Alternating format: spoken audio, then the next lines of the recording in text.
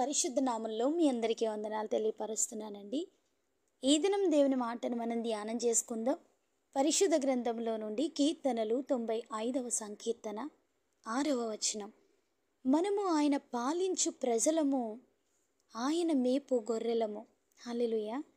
యేసు ప్రభువారు నేను గొర్రెలకు మంచి కాపరిని అని యోహాను సువార్త 10వ అధ్యాయము 11వ వచనంలో స్వయంగా ఆయన కాపరి అని మాట్లాడుతున్నారు. మంచి కాపరి గొర్రెల కొరకు తన ప్రాణము పెట్టును. జీతగాడే గనుక గొర్రెలను గూర్చి లక్ష్యము చేయక పారిపోవును.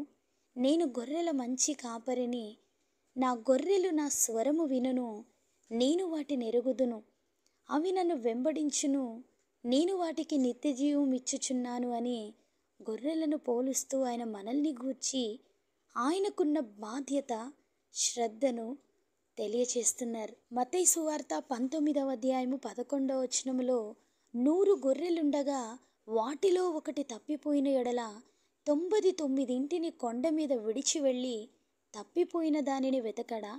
వాడు దాని కనుగొనిన ఎడల 99 గొర్రెలను గూర్చి సంతోషించునంత కంటే దానిని గూర్చి ఎక్కువ సంతోషించునని తప్పిపోయిన గొర్రెను గూర్చి యేసు ప్రభువారు ఆయన హృదయ భారాన్ని తెలియచేస్తున్నారు.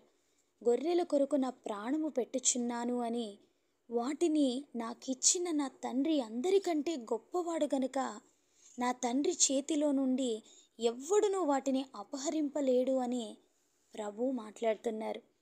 23వ సంకీర్తనలో దావీదు భక్తుడు, యెహోవా నా కాపరి, నాకు లేమి కలుగదు. పచ్చిక గల చోట్ల ఆయన నన్ను పరుండి చేయుచున్నాడు. శాంతికరమైన జలముల యొద్దకు నన్ను నడిపించుచున్నాడు. నా ప్రాణమును ఆయన సేద తీరుస్తున్నాడు. ఆయన నాకు తోడయున్నాడు అని దావీదు గారు తన దేవునిని గూర్చి అద్భుతముగా నా దేవుడు నాకు కాపరి అని మాట్లాడుతున్నారు. నేను గొర్రెలకు మంచి కాపరిని అని ప్రభు సెలవిస్తున్నారు. మన జీవితంలో మనల్ని ఎవరు నడిపిస్తున్నారు? దావీదు గారు అంటున్నారు, నీతి మార్గములో ఆయన నన్ను నడిపించుచున్నాడు అని. కాపరి యొక్క మార్గాన్ని గూర్చి మాట్లాడుతున్నారు. యథార్థమైన సత్యమైన మార్గం దేవుని మార్గం అండి.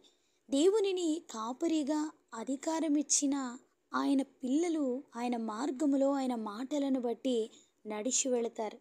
మార్గం తప్పిన గొర్రెను విడిచిపెట్టక ఆ గొర్రెను బట్టి అగాధ స్థలముకైనా రాగలిగిన ప్రేమ యేసు ప్రభువారి యొక్క ప్రేమ.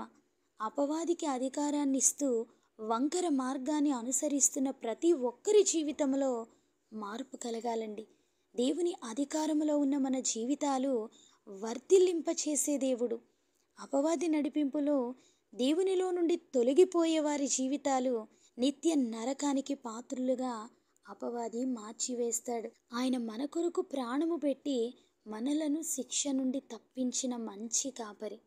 దేవునికి దూరమై జీవిస్తుంటే పశ్చాత్తాపంతో ప్రభు సన్నిధిలో ప్రార్థిస్తే ఆయన హక్కును చేర్చుకునే దేవుడండి. తప్పిపోయి తిరిగి దొరికిన గొర్రెను మరీ ఎక్కువగా హత్తుకునే ఆయన ప్రేమను నిర్లక్ష్యం చేసే వారంగా మనం ఉండకూడదు. ఆయనకు లోబడి జీవించే జీవితాన్ని మనం ఆయన సన్నిధిలో అడగాలి. ఆయన మార్గాలు బయలుపరిచినట్లుగా, ఆయన చిత్తానికి తగినట్లుగా బ్రతకడానికి దేవా మీరు నన్ను అభిషేకించండి అని మనం ప్రార్థించే వారంగా ఉండాలి. ఆయన గొర్రెలు ఆయన స్వరాన్ని వింటున్నట్టుగా మనము అనుదినము దేవుని మాట కొరకు ఎదురు చూసే వారంగా ఉండాలి. ఆయన మాట విననిదే, ఆయన మాట మనకు ఎదురు పడనిదే మన జీవితాలు, మన దినాలు ప్రారంభించబడకూడదు. దేవుని మాటను బట్టి ఆయన వాక్కు ద్వారా ప్రతి ఉదయము ప్రభు సన్నిధిలో మనం సిద్ధపడాలి. ఆయన జీవమై ఉన్నటువంటి దేవుడు, జీవాధిపతి అయినటువంటి దేవుణ్ణి ఎందరైతే ఆనుకొని ఉంటారో ఆయనలో ఉన్న జీవము మనలో నింపబడి ఆయన ప్రభావము చేత అనేకులలో మనం సాక్షిగా నిలబడగలుగుతాం. మనలను పాలించి మన దేవునికి మనము లోబడి ఉండాలి.